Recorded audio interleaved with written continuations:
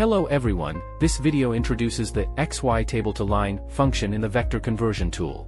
This function can create line features based on field values in an XY table.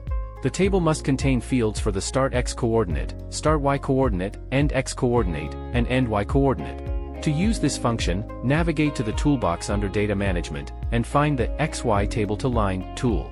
Double-click to open the function window.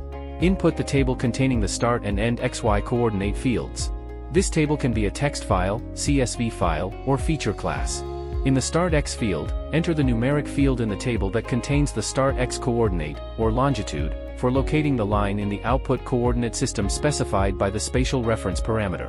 Similarly, input the fields containing the start Y coordinate, end X coordinate, and end Y coordinate information. The ID field is optional. This field and its values are included in the output and can be used to join the output features with the records in the input table.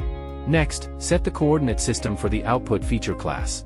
This parameter is optional, and you can choose the coordinate system according to your needs. The preserve attributes parameter is used to specify whether to add the remaining input fields to the output feature class. Finally, set the storage path and name for the output feature class.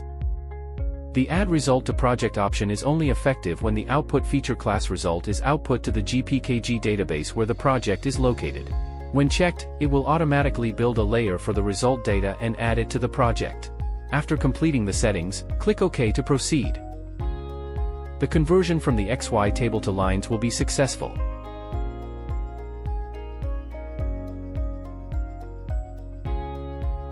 That's all for the introduction to the XY table to line function. Thank you for watching.